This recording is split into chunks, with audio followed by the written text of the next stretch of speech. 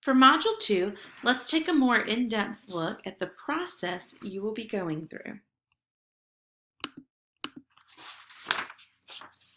What's the big deal anyway? Action research helps you search for solutions to everyday, real problems that are experienced in your department, your school, or your district. The action research question dictates everything. How often have you thought, why are we doing what we're doing? Is this really the best way? Well, here's your opportunity to investigate practices that you have really had wonderings about. There are multiple types of action research. For this project, our purpose will be collaborative. You will be working with other colleagues who are part of the Leading Up group.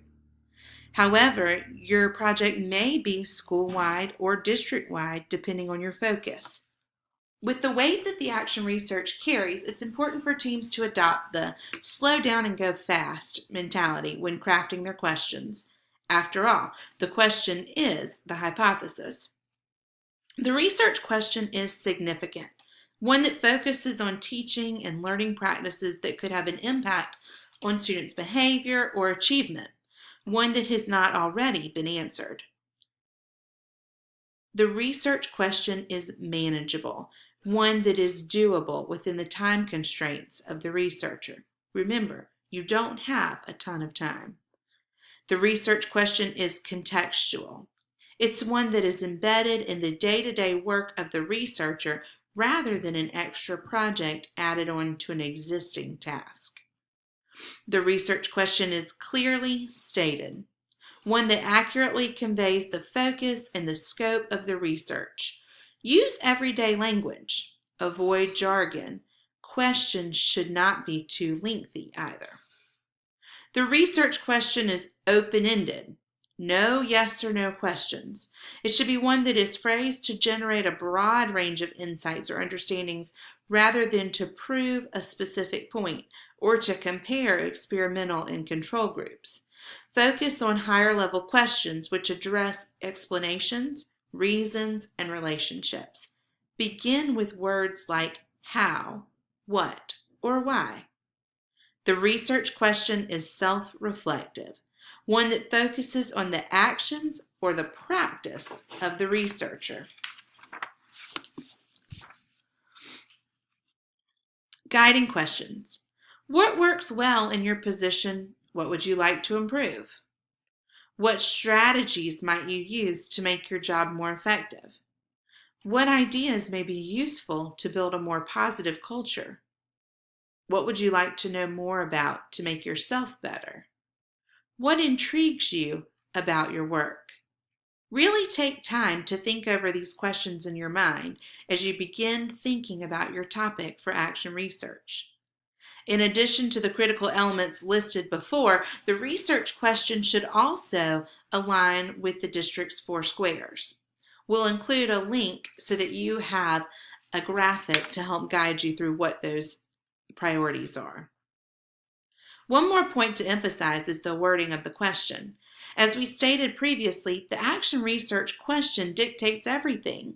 Therefore, remember to choose words carefully, as precise wording plays a vital role in determining the types of data that are required to provide an adequate answer to the question. It is with this in mind that teams must practice the slow down and go fast mentality, as the development of the action research question requires time, dialogue, and patience. Gathering data. Make sure your data collection fits your needs. Organize data in a way that will help you identify trends and themes. There are many different formats for data, and here are just a few types listed. After your team forms the guiding question, the Leading Up team can assist you in the type of data that may align best to lead you through your project. An additional module will be available on data alone. Next steps. You want to clarify your theories. Identify assumptions surrounding the problem.